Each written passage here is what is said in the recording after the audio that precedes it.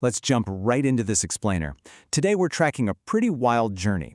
A guy goes out looking for some lost livestock and literally stumbles into a monarchy. We're unpacking the first book of Samuel, chapter 9, and it is a brilliant narrative. It perfectly shows how sometimes those really annoying, tedious tasks in our lives, they're actually setting the stage for something monumental. We're going to follow Saul as he goes from a totally frustrated seeker of lost donkeys to the sovereign ruler of a nation. So, how does a frustrating search for lost farm animals lead directly to the crown of a nation? I know, it sounds like the setup to a joke, but honestly, this is the ultimate hero's journey. What's so compelling here is that it starts in the most mundane way possible. It's the perfect collision between an everyday errand and this overarching divine destiny. I mean, we've all had those days where we're just putting out fires, right? Well, for Saul, that super frustrating day was actually the universe moving him into the exact right place at the exact right time. Part 1. The Mundane Errand. We start out on a dusty family estate. We meet Kish, a mighty man of power, and his son Saul. And right away, we get this brilliant dramatic irony. Saul is described as a choice young man. I mean, he's got the imposing physical stature of a king. From his shoulders upward, he was taller than anyone else in Israel. He absolutely looks the part. But his current mission? Incredibly mundane. His dad basically tells him to take a servant, get up, and go find some lost asses. It's grunt work. The guy who physically towers over everyone is out chasing wandering, stubborn farm animals. Let's trace this exhausting, totally fruitless journey.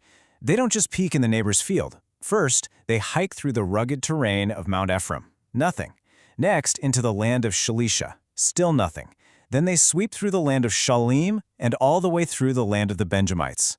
It is this massive, tiring, multi-day road trip with absolutely zero success. By the time they finally drag themselves into the land of Zuph, they are thoroughly weary, deeply frustrated, and completely empty-handed. Part 2. Seeking the Seer. At this point, Saul is ready to throw in the towel. He's practical, so he tells his servant they should just head home. He figures his dad is probably going to stop caring about the donkeys and start panicking about them instead.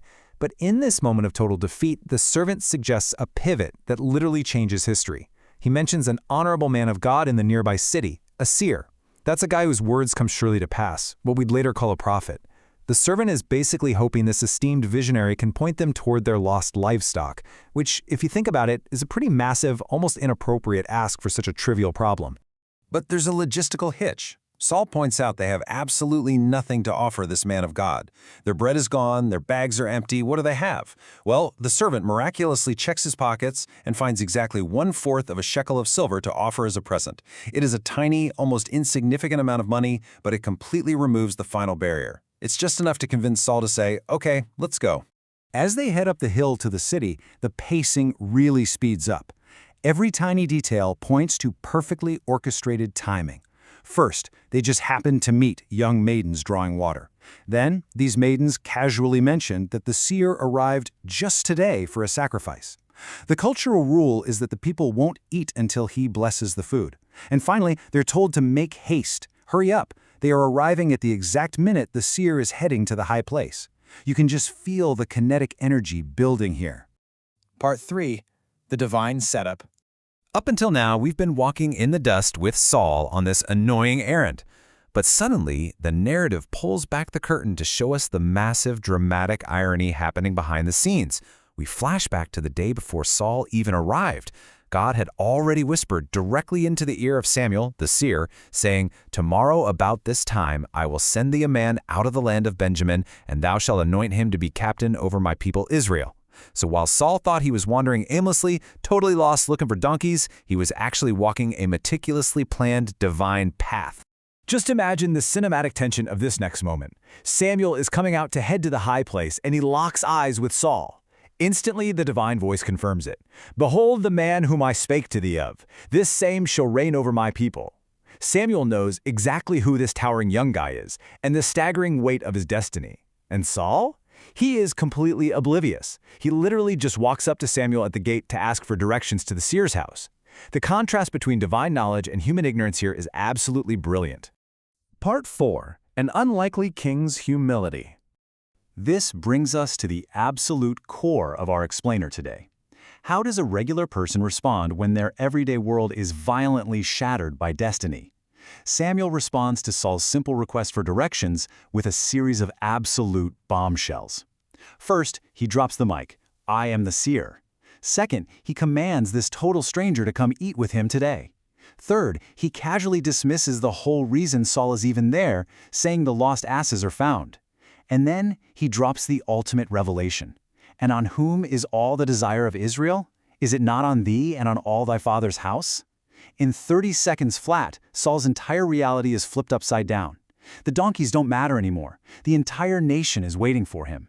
Saul is completely overwhelmed. He says, "Am not I a Benjamite, of the smallest of the tribes of Israel, and my family the least of all the families? Wherefore then speakest thou so to me?" Notice he doesn't puff out his chest. He doesn't say, "Finally my time has come." Instead, he experiences this intense, profound imposter syndrome. He pushes back with genuine humility. He just can't reconcile his small-town identity with national greatness. It's such a deeply human moment of internal conflict that makes Saul incredibly relatable.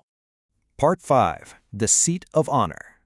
Samuel, however, doesn't entertain Saul's disbelief with some theological debate. He doesn't stand there arguing at the gate. Instead, he responds with immediate, undeniable action. He takes Saul and his servant, brings them straight into the parlor, and seats them in the chiefest place among about 30 invited guests. These are likely the absolute leaders of the city, and here is Saul, the dusty guy who just wanted to find his dad's livestock, suddenly sitting at the head of the table, being honored above the entire local elite.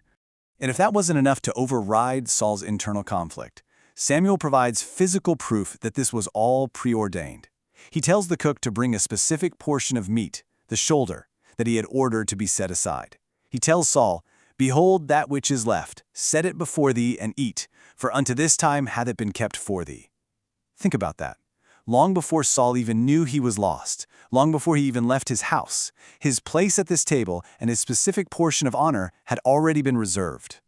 After the feast, they commune privately on the rooftop, and then we fast forward to the next morning, right at the spring of the day. We transition completely from this public display of honor to a deeply intimate, private revelation. As they are walking down to the end of the city to leave, Samuel shifts the dynamic again. He says, "Bid the servant pass on before us, but stand thou still a while." Saul is isolated, just him and the prophet. Which brings us to a massive cliffhanger today. What happens when an ordinary person is unexpectedly commanded to stand still and hear the word of God? Samuel is right about to reveal the unvarnished, awe-inspiring purpose for Saul's life. I really want you to think about the takeaway here. Think about how swiftly life can pivot. One moment you're wandering the hills desperately searching for what's lost, and the next, if you're just willing to stand still, you discover exactly what you were meant to become. Thanks for joining me for this explainer. Keep seeking, and I'll catch you next time.